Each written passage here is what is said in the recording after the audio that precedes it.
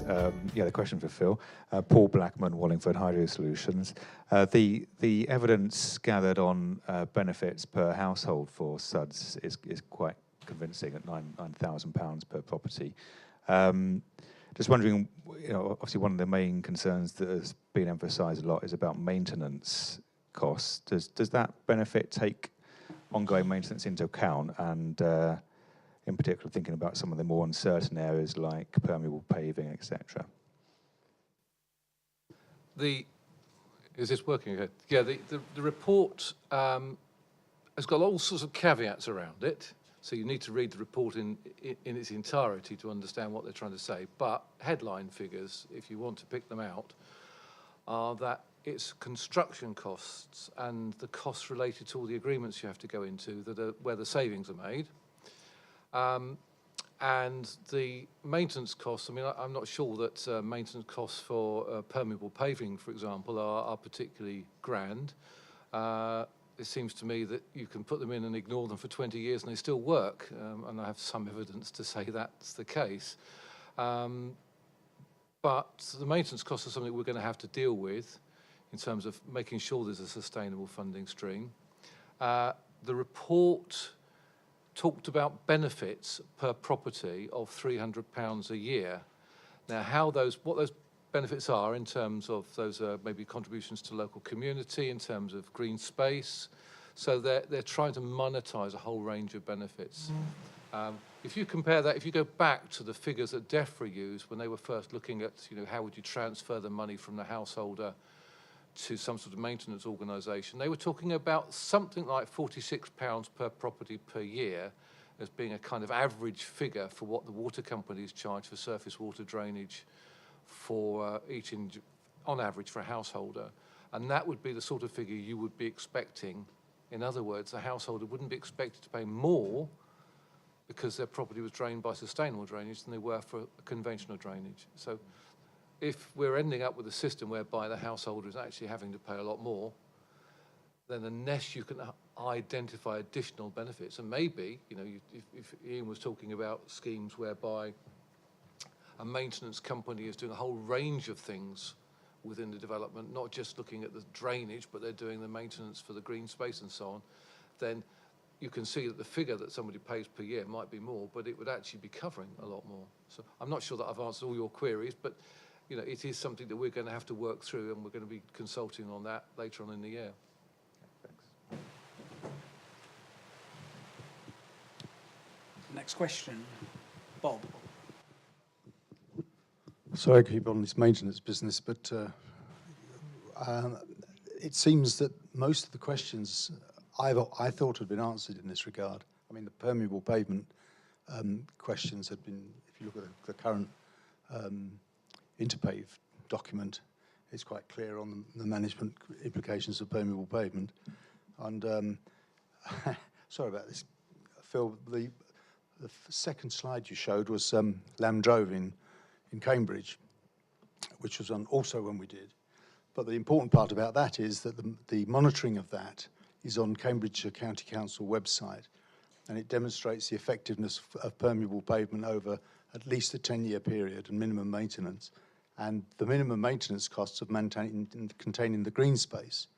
And the green space is integrated with the SuDS. So, are you managing green space or are you managing SuDS? So the question comes out, really, the actual dedicated SuDS costs are very low. And I just wondered if you'd been down that route at all, or whether somebody just said, oh, they're expensive. Bob, we haven't gone down the route of analysing the costs in detail. I haven't done that.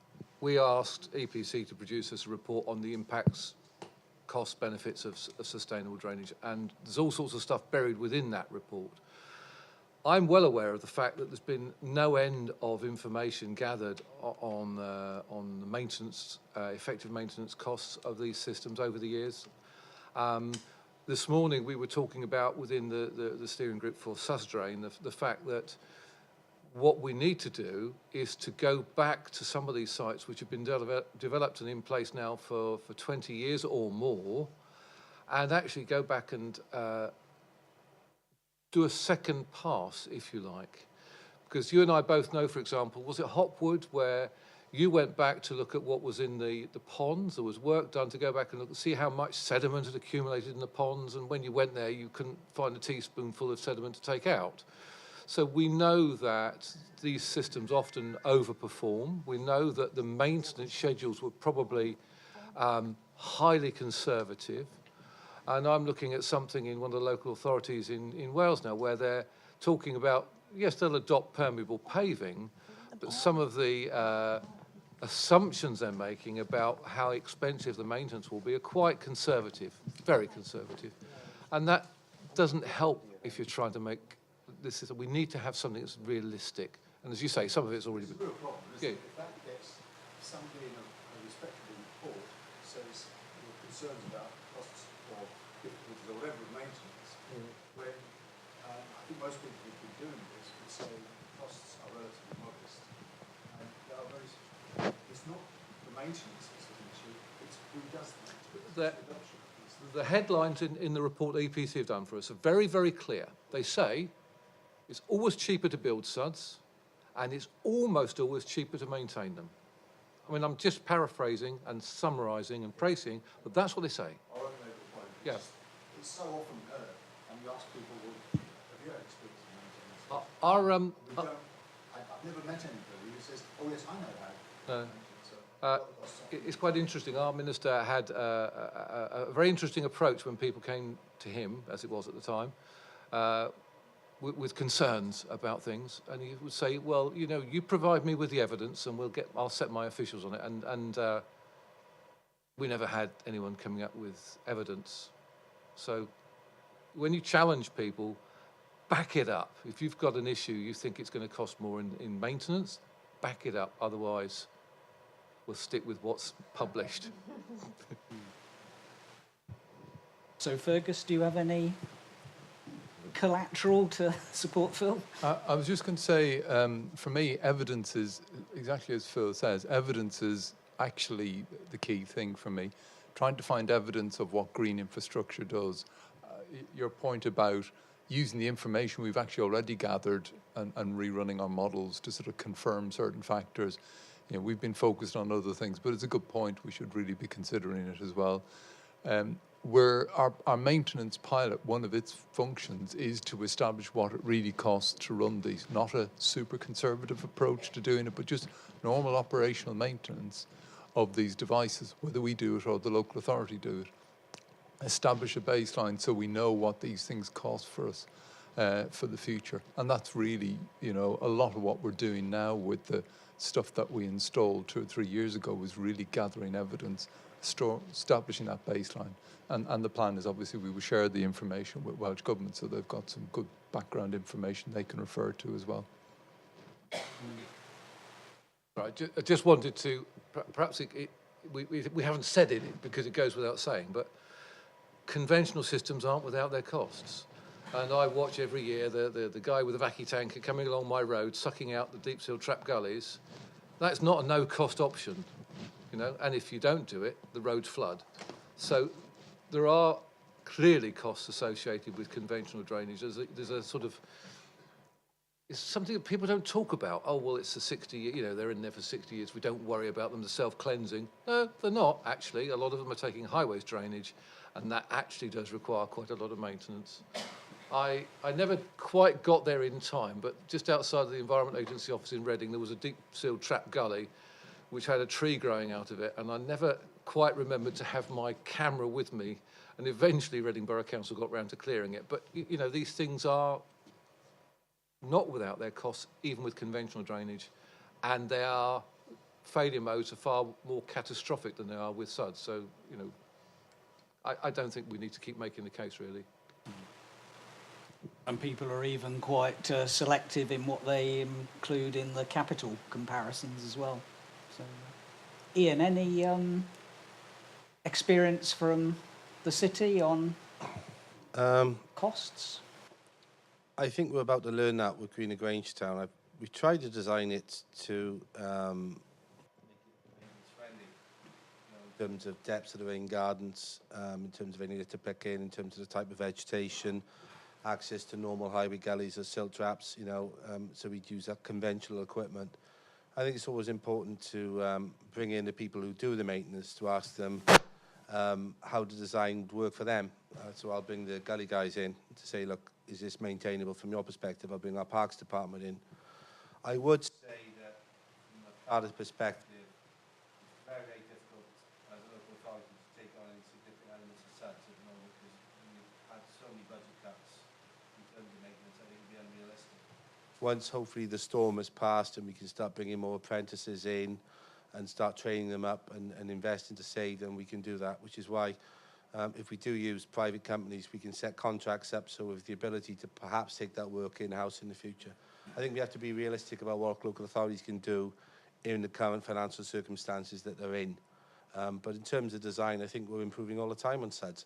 I think I look at some of the reed beds that were put in by local authorities 20 years ago and thinking, well, I don't know if I fancy maintaining that. We wouldn't put them in. We put in different ideas and designs that are easier to maintain. And often, if it's in a street retrofit situation, involve the local residents, involve the local allotment society. I think that's really important. 30, 40 years ago, people used to go out and clean the streets. You'd go in the valleys, you'd have someone, you know, with a fag and a gob, brushing the bit of the pavement outside the house once a week. There was a pride and there was a resolve. I think it's going back to that model now because of the cuts in local authorities. I think they're involving local communities more in taking more involvement. So by having more involvement in your street layout and design, I think there is a feeling of involvement with the local residents. And I think that's a role that's going to happen more and more in retrofit. It's not just the council, it's going to be the residents working with the council to help look after their own streets. Good. Paul? It's a question for Matthew and Ian. You both in your presentations mentioned the interaction with planners. And I was wondering planners, whenever you talk to lead local flood authorities and planners, their engagement on SuDS seems patchy at best. And I'm just wondering what can be done to help bring planners along the SuDS curve.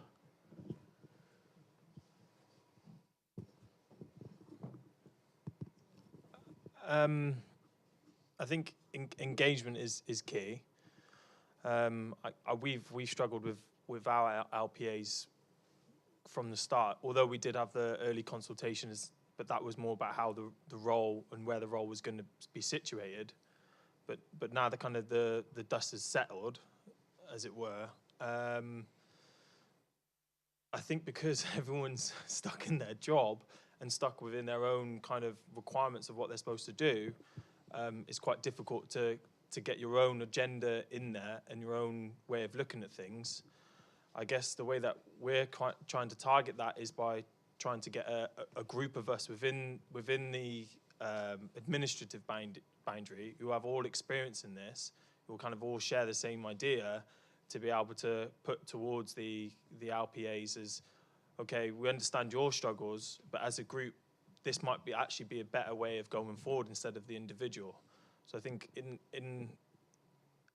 although it's early days for the Gloucestershire SuDS group that we've started, I think it's got a lot of more weight on it to be able to put forward, from our perspective, a better working relationship.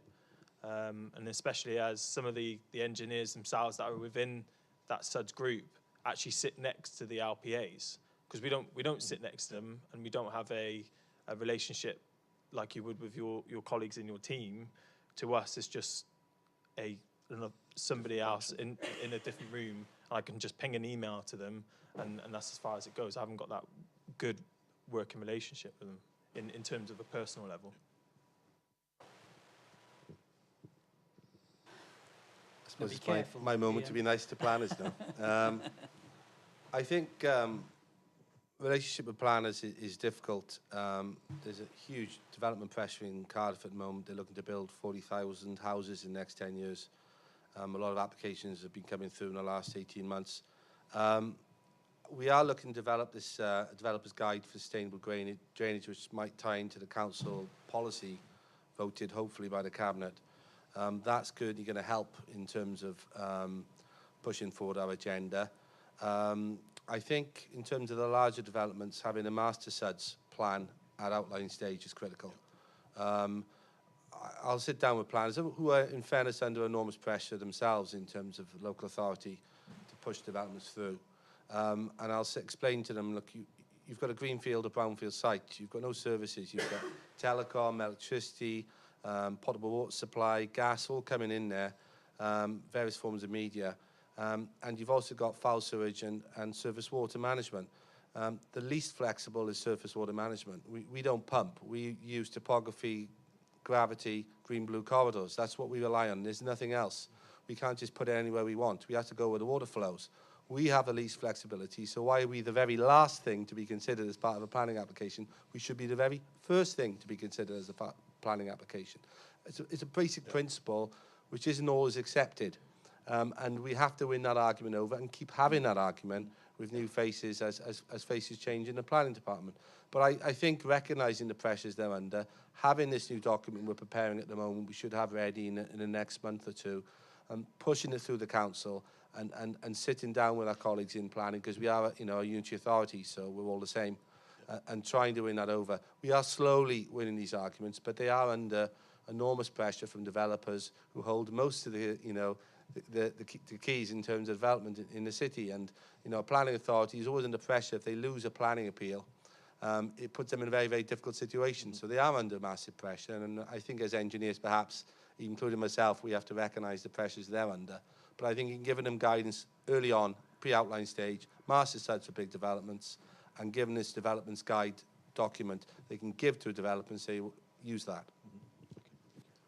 Yeah, I was just going to say there's one other thing, that is that in Wales we have the benefit of unitary authorities, apart from a small number of parks planning authorities in areas which don't see a lot of development, but we do have unitary authorities. But even with that, with everybody working on the same local authority, Ian's highlighted the fact that you can get issues, certainly issues coming up between those who work in highways, those who work in planning, and those who work in drainage, where you still see these silo attitudes, even though they're all working in one unitary authority.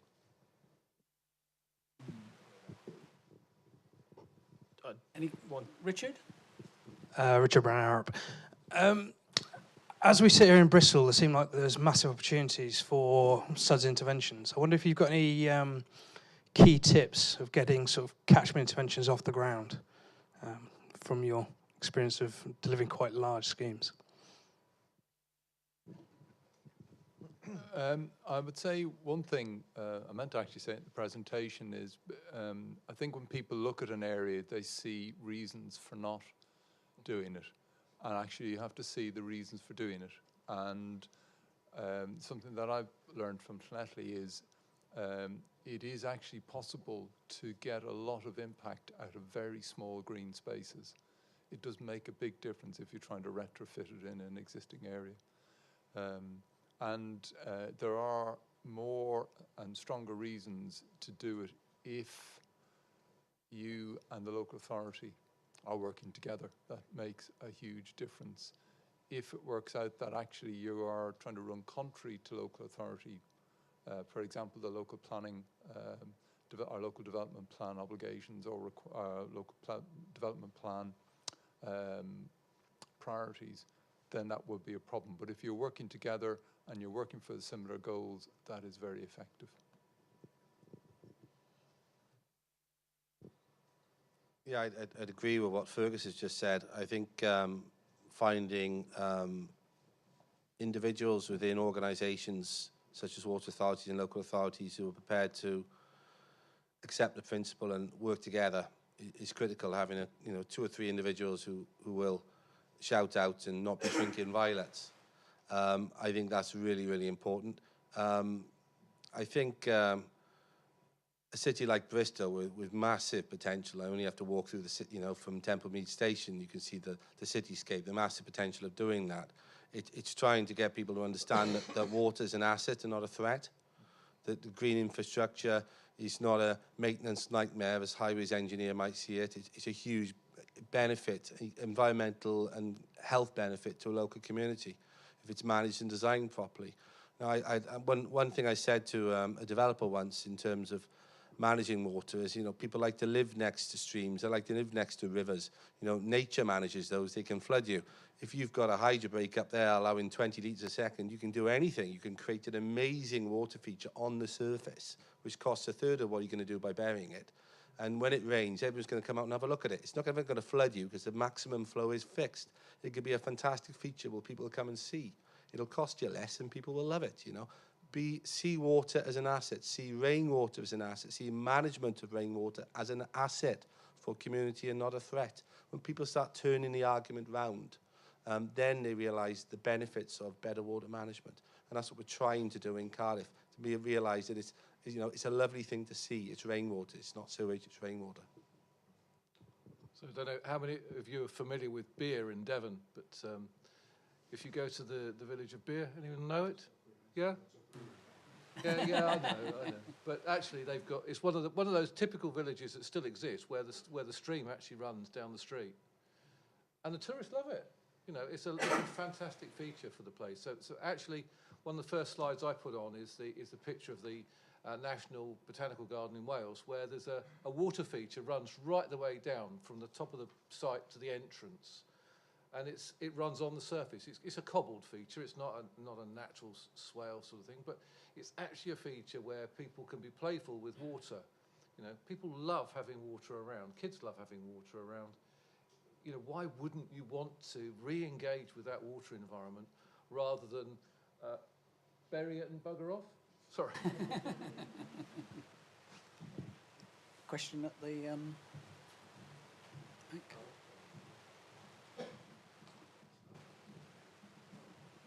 Hi there, my name's Will Whiting from Newland Homes.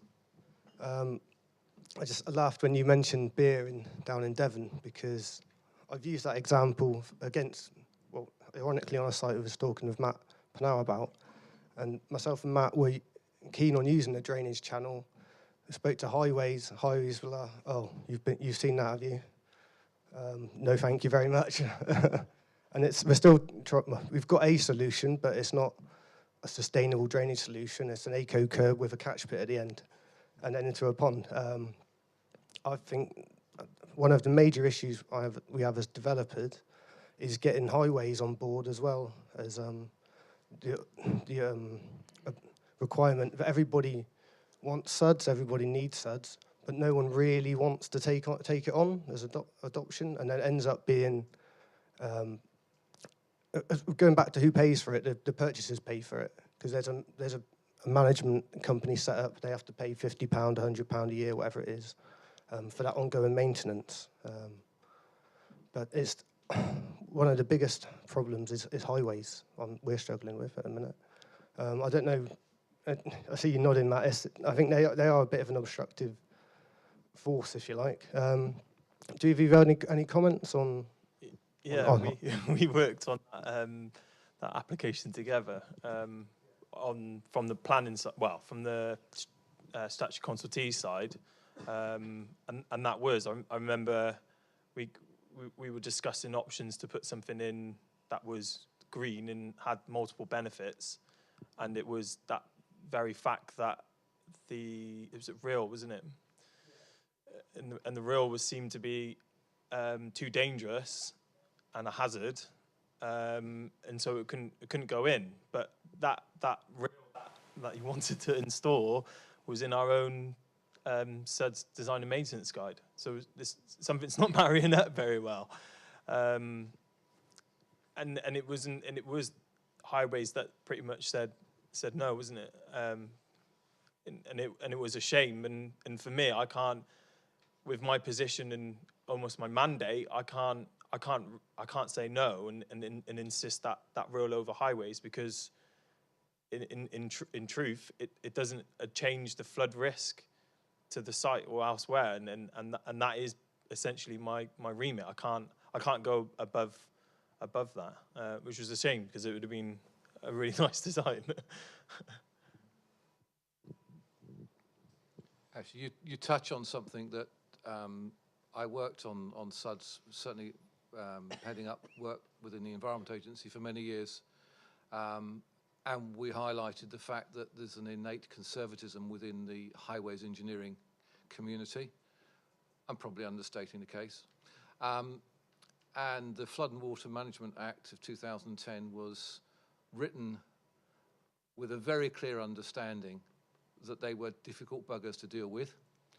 And so if the 2010 Act were to be, Schedule 3 were to be implemented as it's drafted, it says, if the SAB approves it, the Highways Authority have to adopt it, period. So you might want to go back and look at that and think, well, why isn't the government thinking really hard about this? Because it just plays into the silo thinking that even within our unitary authorities we get. I mean, it's interesting in Wales that in a couple of our local authorities, the people who are leading and championing SuDS are actually highways engineers for all sorts of reasons.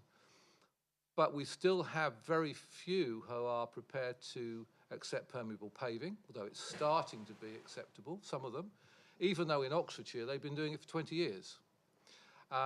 And we're starting to see a few people being a little innovative, but I suspect if we started to talk about a rill down the side of the road, we might find that that would, oh, I hadn't thought of that, maybe I don't feel comfortable about that. But, you know, if Schedule 3 says, if the SAB has approved it, the Highways Authority has to adopt it.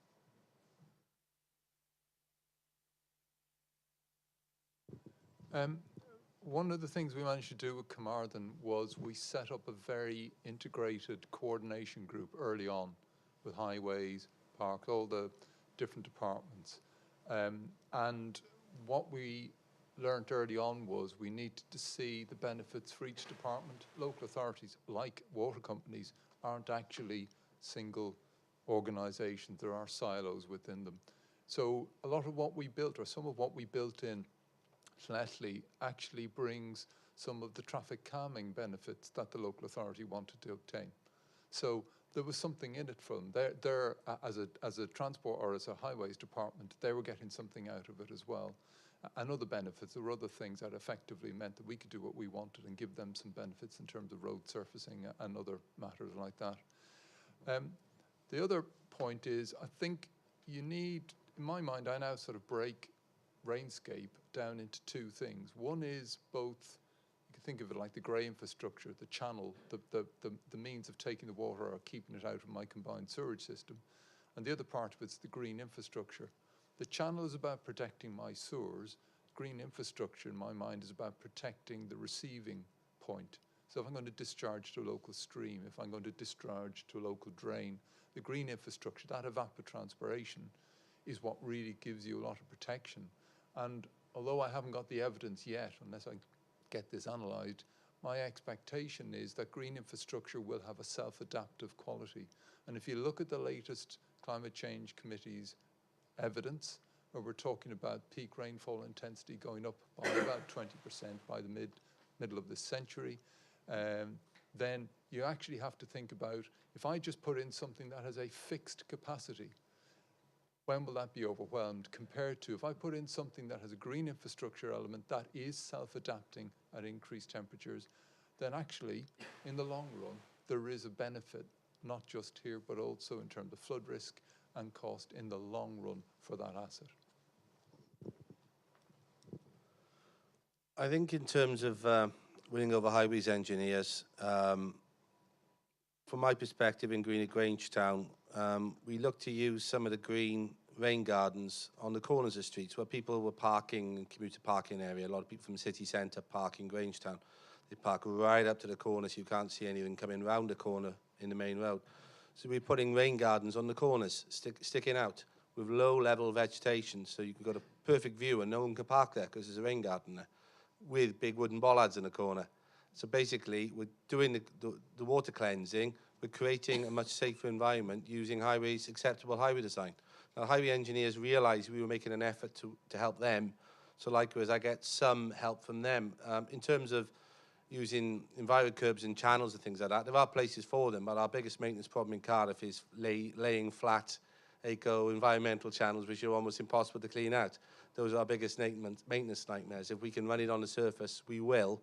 And often, once I've spoken actually to DDA requirements, disability requirements, once those are passed, Jamie Hivers will pass it. So there are ways around it. I think you just have to sit down and explain what you're trying to do. And I'd say there is an element of highway engineers who are really keen on what we're trying to achieve, and there are an element of highway engineers who want to cover everything green in concrete because it keeps the maintenance down. You know, we're putting trees up. Part of my department is cutting trees down. We're still having that argument, and it's still a difficult one. And when they put urban trees in, they don't put them in properly. They're dead within 6 months. When I put them in, they got full box systems, and the root control zones, so those trees are going to survive. So there are still different approaches in every local authority. I think the new generation of engineers coming through are more broad-minded about it, and I think generally, although not with exceptions, generally the younger ones are more accepting of what we're trying to achieve. So I hope we can win that change. Sorry, just a final word on that. When we consulted on our SuD standards in Wales, I had one brilliant response from a highways engineer in a local authority in the north somewhere, I won't name the county, who said, if Welsh Government impose these standards, then we'll write our own. And that was it. That was the highways engineer's attitude to the standards. Sorry. On that happy note, we'll draw the debate to a conclusion. I was going to say, before Phil said that we've heard about the multiple benefits that sustainable drainage can bring, and that brings with it multiple stakeholders, and you need lots of communication and consultation to deal with that. But there are maybe some people who you can't deal with by that route. But anyway, I'd like you to join me once again in thanking all our speakers for some fascinating insights of the real world of implementing SuDS. Thank you.